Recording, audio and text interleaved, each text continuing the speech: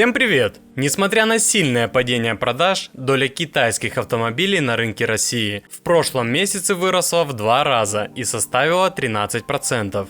Но перед тем, как рассказать все подробности, прошу вас подписаться на канал и поставить лайк прямо сейчас. За это в конце с меня не смешной анекдот. Китайский автопром в России становится все популярнее. Причинами этому становится уменьшение конкуренции и наращивание модельного ряда. Продажи всех новых автомобилей в Российской Федерации снизились в 6 раз в апреле. Но при этом доля китайцев на нашем рынке выросла в 2 раза и составила 13%.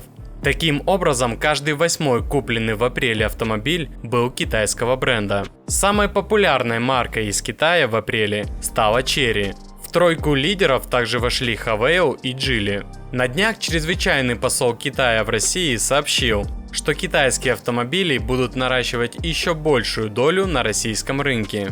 В условиях западных санкций именно авто из Китая смогут полностью заменить иномарки из Европы, Японии и США.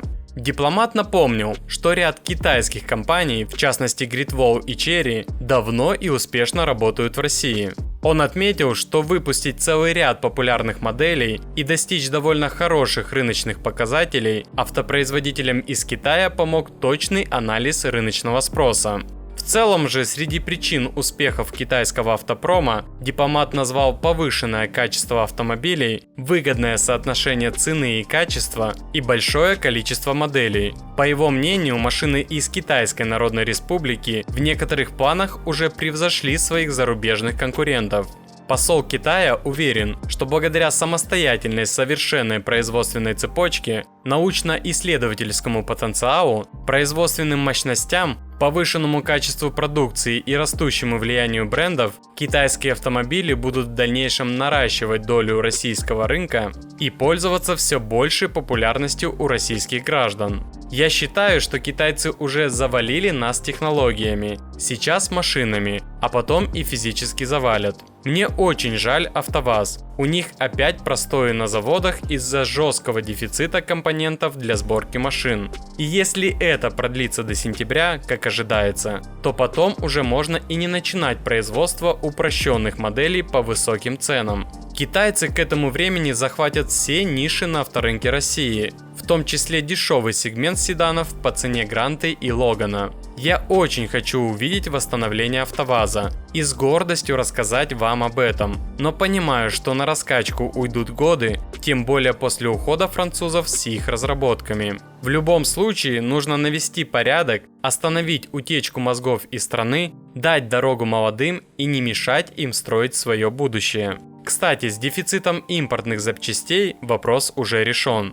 И нет, не на наших заводах они будут производиться, как ожидалось из значения слова импортозамещение. С сегодняшнего дня Минпромторг разрешил ввозить в Россию Renault, Volkswagen, Mercedes, Шкоду и многие другие иномарки без разрешения правообладателей. В списке разрешенных к параллельному импорту автомобилей и запчастей числится в общей сложности 73 бренда. Решение, конечно, логичное и своевременное, но просим в период импортозамещения не останавливаться только на серых схемах. Нужно осваивать производство своих запчастей и автомобилей на своих заводах со своими специалистами. Ну и обещанная мною шутка юмора. Параллельный импорт – это наш зеркальный ответ на утечку мозгов.